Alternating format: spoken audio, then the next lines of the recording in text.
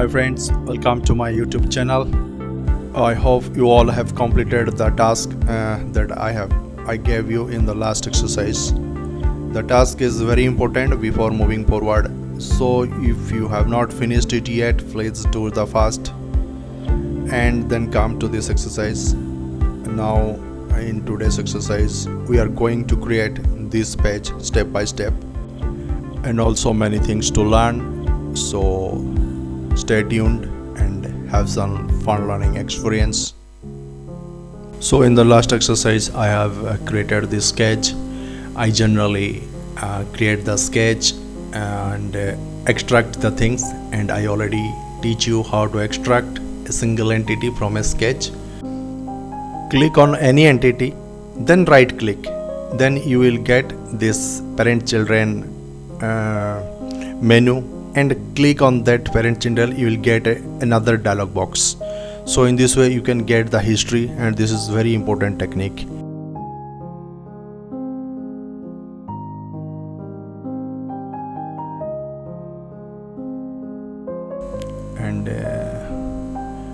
And you can right click to get a menu bar to access the commands. You can double click on any entity to get the history. By doing the practice, you will learn a lot of things about this. So now I am editing the sketch, and I am going to add another spline here, and later on I'm going to use it as a spine to make the multi-section surface. Create a multi-section surface here to just come out from the sketch. So I think I need to make a crown. I had to insert another point in order to get some crown, which is most essential for glassy surface, especially the exterior panels.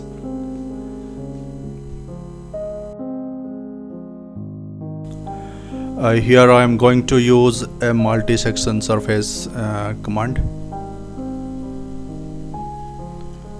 So this is curve 1, curve 2, and I'm going to use the spine option. Just please check the arrow directions. It should be supposed to be a same direction, and click on the spine and right click and extract this curve from the sketch that we have already created. So I already explained these techniques before.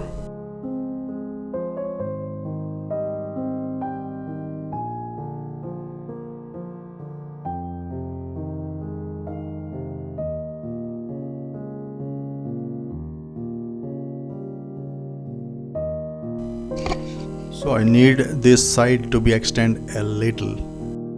So guys, please follow me, and there is something interesting to learn here.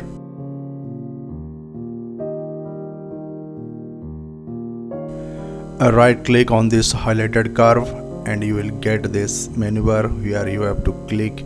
If something we need to change, then we have to change the history, and that's the great thing in CATIA. And finally it will update it. So find the things where we need to change. So now I will make a little correction in the sketch. I'll make a little change.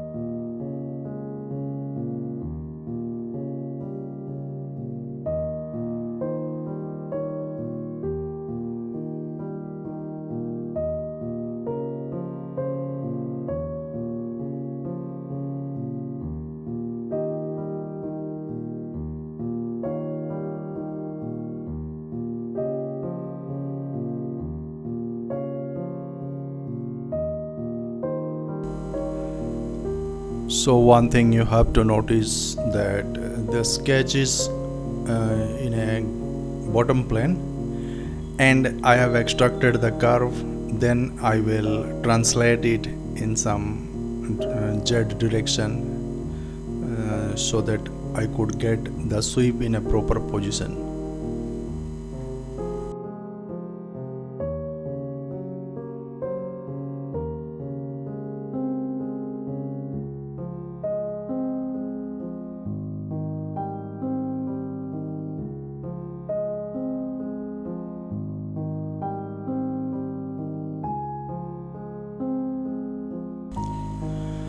So the same thing I will repeat for the rear wheel arc, and what I did some mistake in last time, so once again I am also correcting this mistake. I will lift the curve in Z axis to position it in proper place.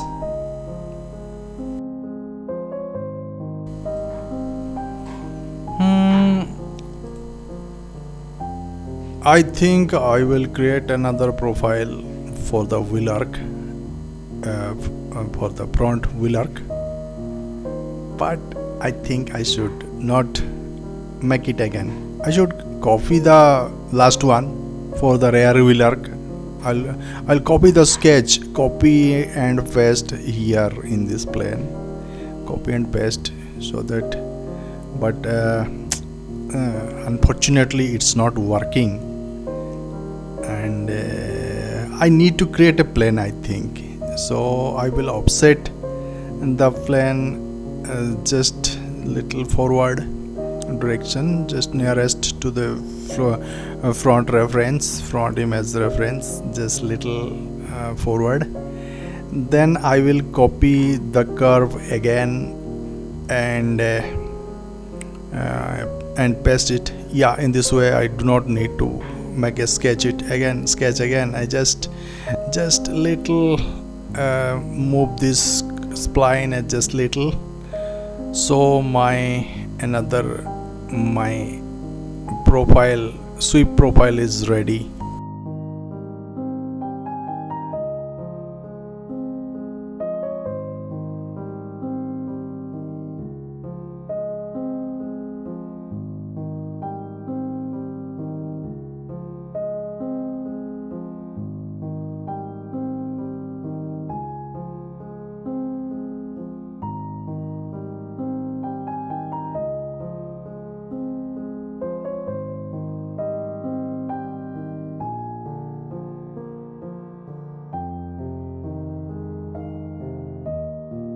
So yeah, here one thing have to be noticed, that the surface is creating at the profile, where the profile is, not where the guide curve is.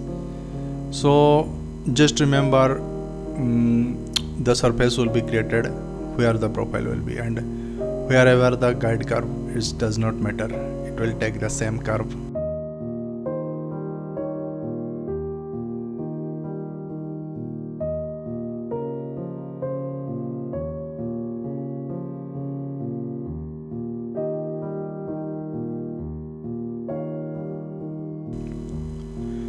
To organize the things properly is very important in CATIA. So first I have created a geometrical set for the important patches, surfaces, and I will keep these surfaces in the surface, the geometrical set that I have created, so that later on it will be easy for managing the things, and it would be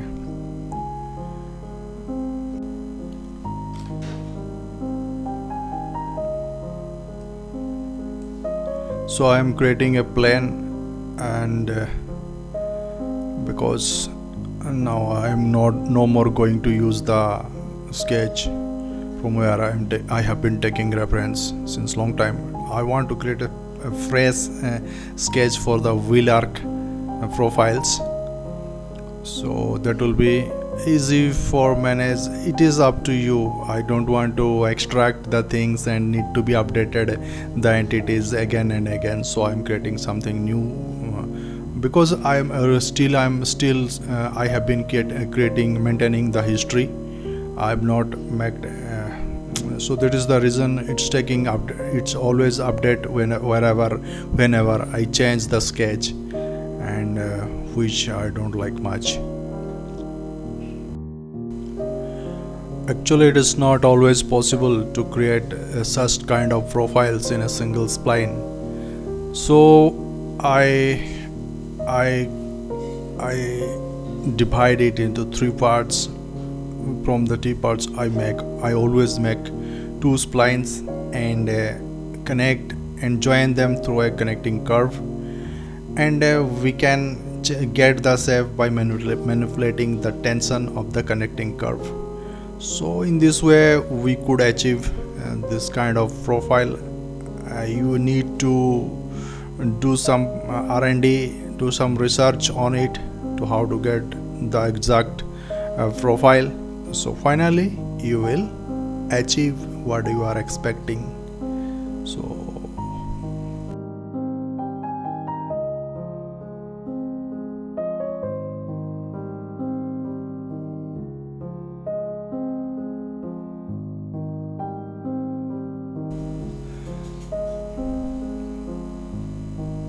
So in this way I have created the outer profile, outer cutout of the wheel arc,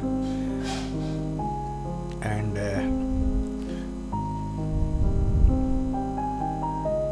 now I will offset. I'll use the offset command to offset the splines right on the inner cutout, and again I will use the connecting curve command, and also I will use repeat the same method to change the tension. So in this way I will get the inner cutout profiles, and now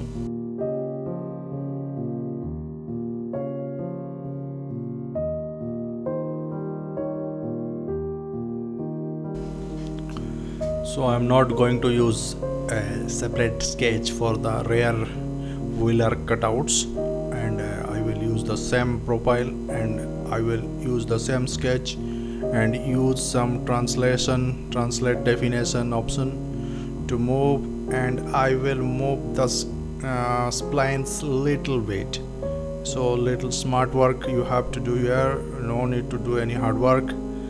So in this way you can create the rear wheel arc cutout profiles, as well the inner profile also for the rear wheel arc, and you need to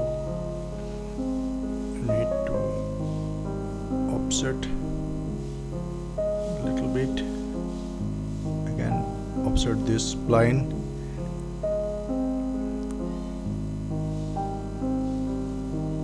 then you could use the connecting curve to connect these 2 curves, these 2 splines.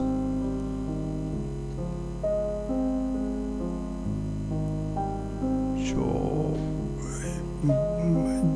but we are not going to use the so much accurate with the reference image. Just little back and forth is manageable. Later on you can make some more perfect sketches, but this time my intention is to finish anyhow, so I will refine it some other time, that may not record always. And now we are going to extract the profiles, same I will repeat for the rear as well, and then hide the sketch, and just always maintain the cleanness. And I want to use, this is a very helpful command. It will give you a smooth curve without any vertex, and it will make a smoother curve. It's so use the curvature continuity, and you can play with the tolerance also. So again I'm using that same method, that explaining from the beginning to extract the curves and project it. So just follow what I'm doing. Either you can pause your screen, pause this video, then you can here I have a problem. The problem is I need to extend the surface a little. So now I'm finding the history of the I will change the sketch, I will extend this line a little, and finally then I will get the exact area intersecting surface that I needed for wheel arc. In this way I will upload this whole work. You can download from Gumroad and you can do the practice. So I am hiding the entities just to make the interface clean, and now I will split the surface with the projected curves so that we could get the wheel arc surface. So first of all, this is a very important part for designing any car, and these are the exercise files which will be available to download from Gumroad. That's it. I'm ending my class today. See you in the next class soon with some new techniques.